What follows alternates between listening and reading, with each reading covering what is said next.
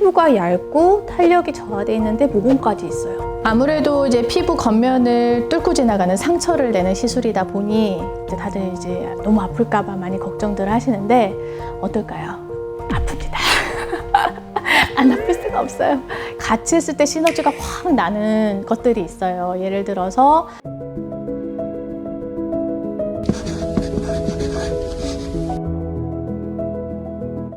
안녕하세요. 피부 한 끗 차이 조원진 원장입니다. 반갑습니다. 오늘은 포텐자 장비에 대한 말씀을 드려보려고 나왔습니다. 니들 RF라고 하는 바늘을 이용한 고주파 장비라고 생각하시면 되는데요. 일단은 고주파를 발생시키는 장비인데 이 고주파가 어떤 식으로 나오냐면 아주 가느다란 바늘침, 그게 이제 니들이죠, 주사 바늘. 이 바늘 끝에서 고주파가 나오게 돼요. 그래서 이 피부를 찔러서 직접적으로 고주파에 열을 가해주는 그런 장비예요. 포텐자 같은 이런 바늘 고주파 장비들은 이제 다들 이제 너무 아플까봐 많이 걱정들 하시는데 어떨까요? 아픕니다. 안 아플 수가 없어요.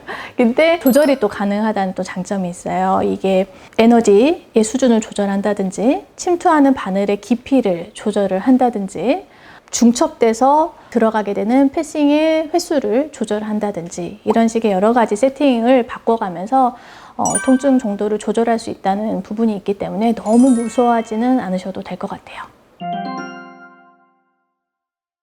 제일 베스트 케이스는 모공이 되게 넓은데 탄력이 없는 거예요. 피부가 얇아서. 피부가 두껍고 모공이 있는 분들은 흔히 말하는 풀악셀을 잘 이용할 수 있어요. 잘 깎아내면서 자극 주면 잘 차오른단 말이에요.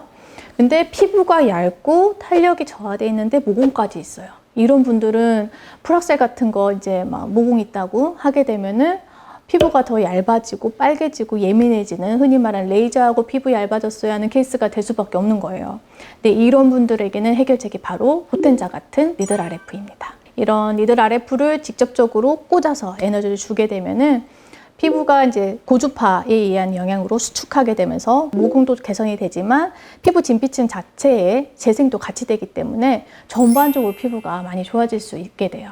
모공을 좀 줄여주고 하는 데다 이제 많이 쓰긴 하지만 더불어서 리프팅의 목적으로도 많이 사용하게 됩니다. 드럭 딜리버리라고 해서 이제 적절한 피부에 도움을 줄 수 있는 여러 가지 성분들을 활용을 해서 피부 내로 침투를 시켜줄 수 있는 이런 식으로 활용을 할 수도 있고요. 피지선이나 땀샘이나 뭐 이런 것들을 파괴시키기 위해서 한 땀 한 땀 지지는 용도로 사용을 하기도 하고요. 그래서 이제 포텐자의 경우에는 단독 시술로도 보통은 이제 효과가 있긴 하지만 같이 했을 때 시너지가 확 나는 것들이 있어요. 예를 들어서 이제 모공 치료라든지 아니면 흉터 치료, 그러니까 뭔가 조여주고 채워주고 끌어올려주는 작용을 위해서 하는 경우에는 재생을 도와주는 이런 류의 어떤 약품을 같이 활용을 해줬을 때 효과가 극대화되겠죠. 그래서 이런 경우에는 주베르고 활용하기도 하고 혹은 PDRN 같은 재생물질을 활용하기도 하고 엑소좀을 쓰기도 하고 이런 식으로 궁합이 좋은 스킨 부스터들을 활용을 하게 됩니다.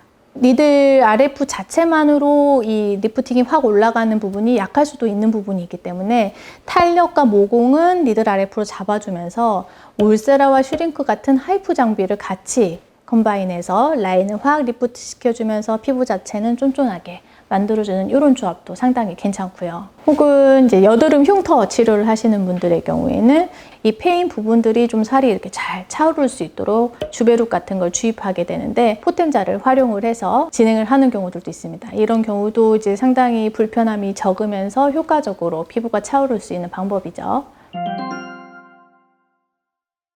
이렇게 포텐자를 이용해서 하는 흉터 치료의 경우는 이제 타입에 따라 좀 제한적인 게 이렇게 박스형 스카라고 해서 이렇게 경계부가 명확하게 단차가 발생한 그런 흉터의 경우에는 효과가 좀 적을 수 있어요.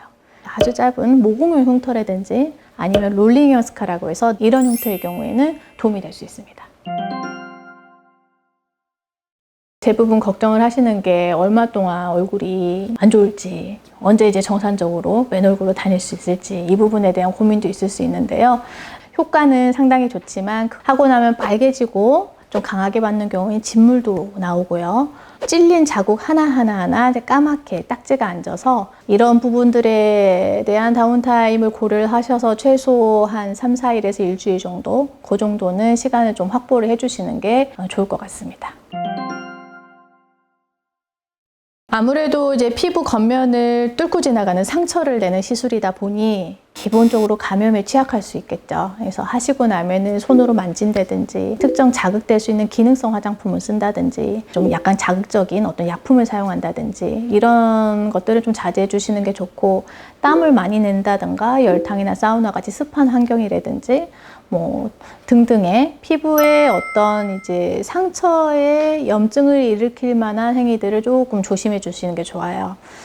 혹시라도 이제 관리를 이제 자칫 잘못하셔가지고 막 붓거나 계속 통증이 지속된다던가 계속 붉은증이 오래 지속된다던가 이런 식의 징후들은 사실 감염의 징후일 수도 있기 때문에 이상하면 바로 시술한 병원에 문의를 하셔서 처치를 받는 게 좋을 것 같습니다. 네, 제가 아주 애정하는 장비 중에 하나인 포텐자 니들 RF 장비에 대해서 소개를 시켜드려봤습니다. 유용한 정보가 되었길 바랍니다. 다음에 또 만나요.